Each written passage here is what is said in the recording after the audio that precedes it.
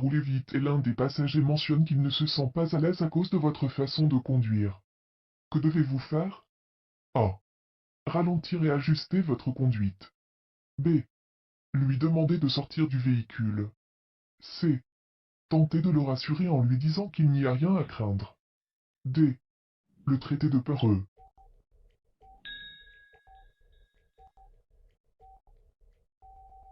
Le conducteur doit toujours se questionner sur sa conduite si un passager fait ce genre de commentaires. L'un des devoirs du conducteur est d'être à l'écoute de ses passagers et d'assurer leur bien-être. Lorsque vous dépassez un véhicule lourd, que devez-vous faire? A. Excéder la limite maximale de vitesse pour dépasser rapidement. B. Mettre en fonction vos feux de détresse dès que vous êtes en dehors de ces angles morts. C. Vous tenir prêt à compenser l'effet du déplacement d'air sur la conduite.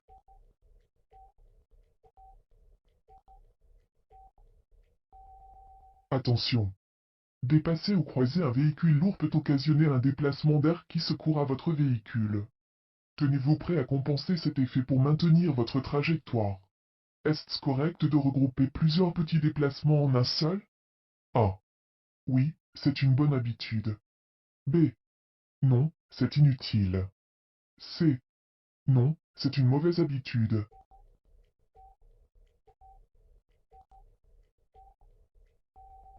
Regrouper les petits déplacements fait partie de la planification des déplacements. Un épais brouillard réduit la visibilité. Quelle est la meilleure action à faire dans cette situation? A. Mettre vos feux de route. B. Mettre vos feux de croisement. C. Mettre vos feux de détresse.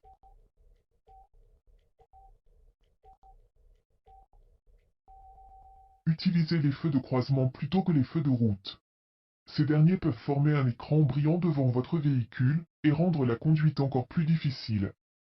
La courtoisie au volant, c'est le respect des règles dictées par le Code de la sécurité routière. De démontrer de la politesse et du savoir-vivre envers l'ensemble des usagers de la route. 3. Une perte de temps. A. 2. B. 1, 3. C. 3. D. 1, 2.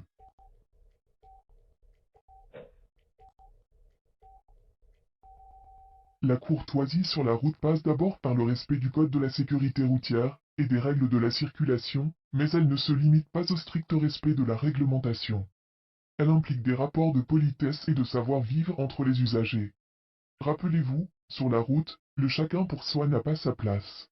Votre véhicule est immobilisé depuis plus de 3 heures par une tempête de neige. Vous êtes fatigué. Quelle est la meilleure action à faire dans cette situation? A. Bouger. B. Écouter de la musique qui aide à dormir. C. Faire une sieste.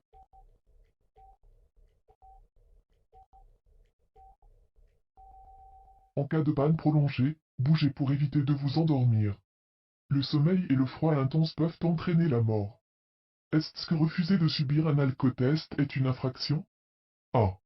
Non, si vous n'êtes pas impliqué dans un accident. B. Oui. C. Non, si vous affirmez ne pas avoir bu d'alcool.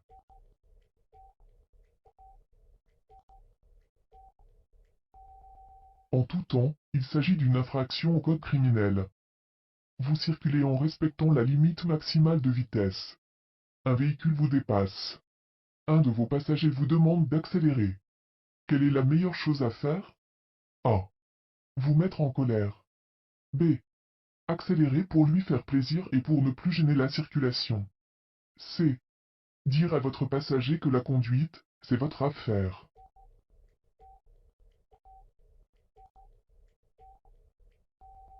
Comme conducteur, vous êtes le meilleur juge de la situation. Si quelqu'un fait pression sur vous et vous incite à courir des risques, résistez ou trouvez un compromis. Indiquez les comportements qui désobéissent à la réglementation parmi les comportements 1 à 6. A. 1, 3, 6. B. 1, 2, 5. C. 3, 4, 6. D. 2, 4, 6.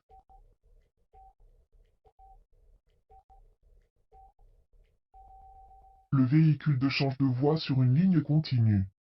Le véhicule 4 tourne à droite au feu rouge malgré le panneau qui l'interdit. Le véhicule 5 s'engage sur une bande cyclable. Le véhicule 1 circule de façon sécuritaire, il franchit une ligne continue pour dépasser un cycliste. Le véhicule 3 circule de façon sécuritaire, il change de voie sur une ligne pointillée après avoir actionné ses clignotants au préalable.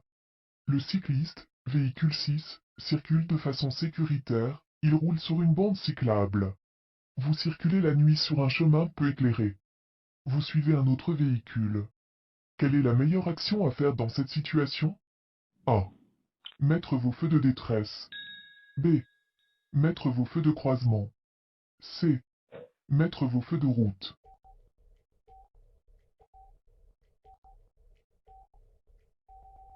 Les feux de croisement sont moins éblouissants que les feux de route.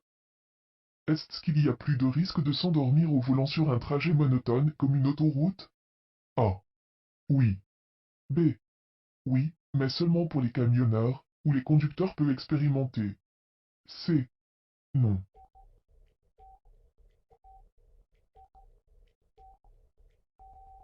La monotonie de la route est une des causes liées à l'environnement. Indiquez les comportements qui désobéissent à la réglementation parmi les comportements 1 à 6. A. 1, 4. B. 2, 3, 6. C. 3, 5, 5. D. 3, 4.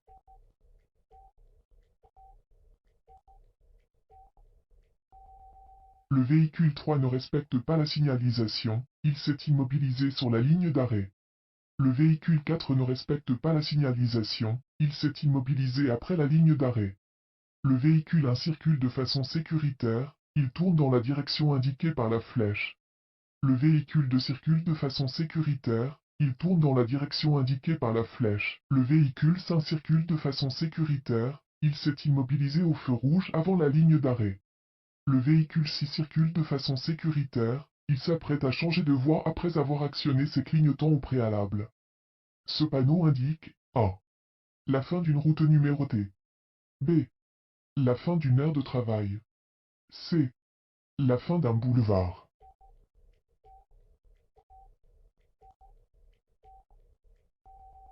Ce panneau indique la fin d'une route numérotée. Avant d'effectuer un changement de voie, quelle action faut-il faire? 1. Vérifier si c'est légal. 2. Mettre vos feux de changement de direction. 3. Vérifier vos rétroviseurs. 4. Vérifier l'angle mort. 5. Vérifier si l'espace est suffisant. A. 2, 3, 5. B. 2, 5. C. 1, 2, 3, 4, 5. D. 2, 3, 4, 5.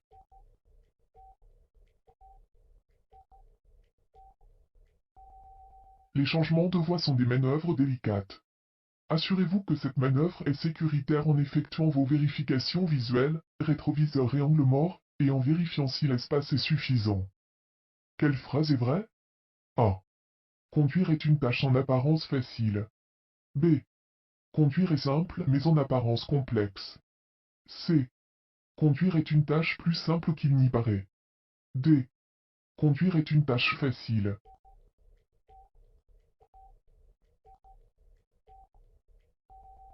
Conduire est une tâche en apparence facile mais qui, en réalité, est fort complexe.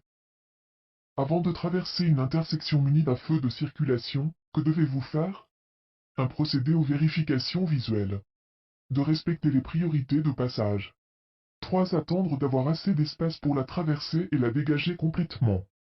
4. Suivre le véhicule qui vous précède de très près pour traverser avant que le feu devienne rouge à 1, 2, 3. B. 1, 2, 4. C. 1, 4. D. 1.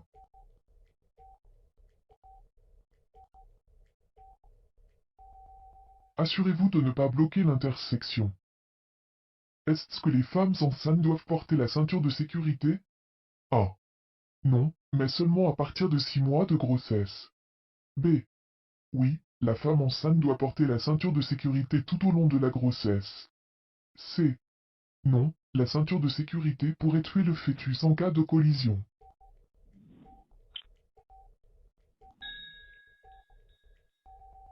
Il est prouvé que, Dans la presque totalité des accidents de la route qui impliquent des femmes enceintes, c'est la mort de celle-ci qui entraîne la mort du fœtus. Pour bien protéger le fœtus au moment d'une collision, il faut protéger la vie de celle qui le porte. Si vous êtes reconnu coupable d'une première infraction pour conduite avec les facultés affaiblies, la loi prévoit a. La révocation de votre permis de conduire en vertu du Code de la sécurité routière et une condamnation en vertu du Code criminel. B. L'interdiction d'obtenir un permis de conduire pour les 5 prochaines années. C. L'interdiction d'obtenir un permis de conduire pour les 5 prochaines années.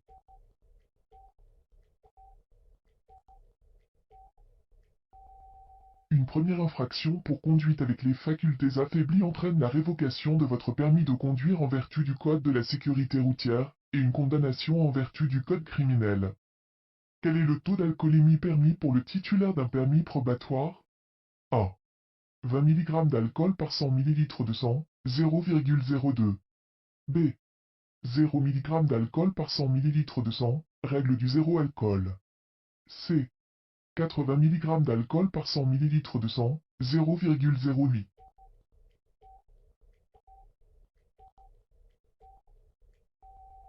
La personne titulaire d'un permis probatoire ne peut conduire un véhicule routier s'il y a présence d'alcool dans son organisme. Rappelez-vous la règle du zéro alcool. Est-ce qu'un enfant peut être attentif à plus d'une chose à la fois? A. Non. B. Oui, si on lui apprend. C. Oui.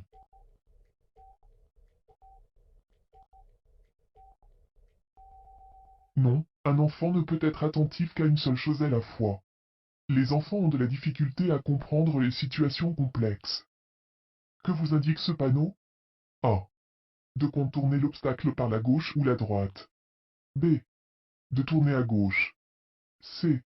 De prendre une courbe prononcée par la gauche.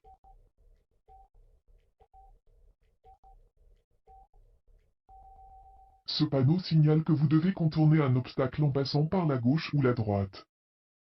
Est-ce que le motocycliste a droit à toute la largeur de la voie? A. Non. B. Oui. C. Oui, mais sur l'autoroute seulement.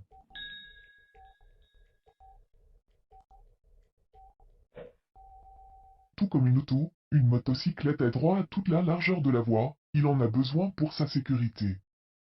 Personne ne peut effectuer un dépassement en empruntant la voie réservée à la circulation en sens inverse, A. Dans une zone de 50 km/h. B. À l'approche et à l'intérieur d'un tunnel. C. En longeant une piste cyclable.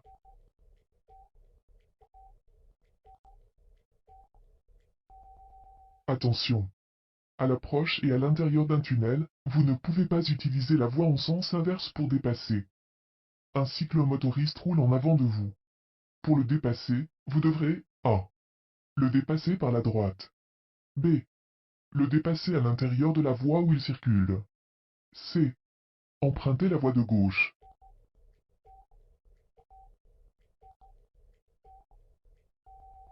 Les cyclomotoristes doivent respecter les mêmes règles de circulation que les autres conducteurs. Ils ne sont pas obligés de circuler sur le bord de la chaussée comme c'est le cas pour les cyclistes. Il faut donc éviter d'empiéter sur leur voie. C'est la nuit. Vous dépassez un véhicule. Quelle est la meilleure action à faire dans cette situation? A. Faire un appel de phare. B. Mettre vos feux de route à la hauteur du véhicule dépassé. C. Mettre vos feux de croisement à la hauteur du véhicule dépassé.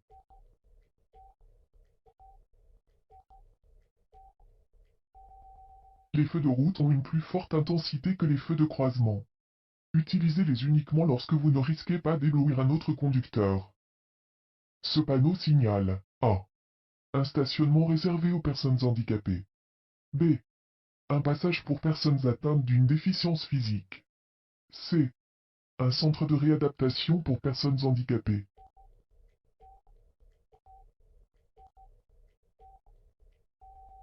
Soyez vigilants.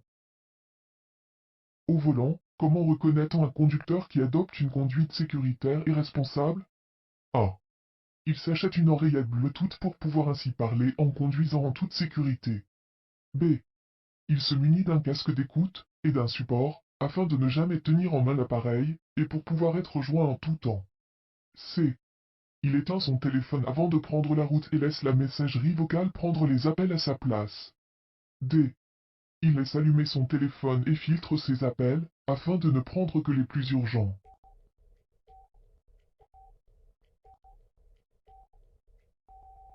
Il doit éteindre son téléphone. Le conducteur peut aussi laisser les passagers répondre ou faire l'appel à sa place. S'il est vrai que le casque d'écoute et l'oreillette sont permis, ils ne sont pas pour autant sécuritaires. Le plus grand danger réside dans la conversation elle-même, non dans la manipulation de l'appareil. Quel est l'effet d'une augmentation de la vitesse du véhicule? A. Le conducteur a une plus grande maîtrise du véhicule. B. Le conducteur devient plus attentif à la conduite. C. Le conducteur a moins de temps pour percevoir les dangers.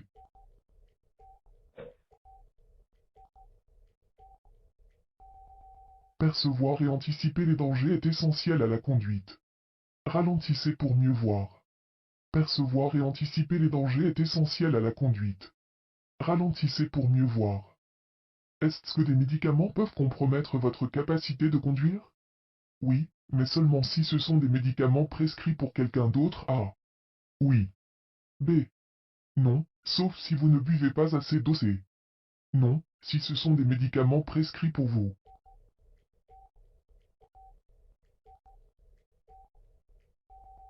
Beaucoup de médicaments, même banals, peuvent avoir un effet potentiel sur votre capacité de conduire.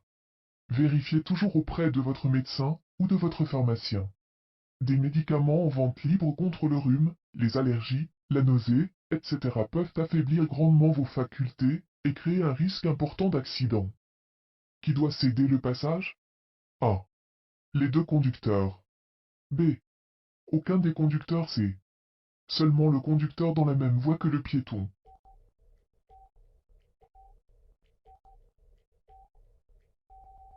L'automobiliste doit céder le passage et protéger les usagers vulnérables.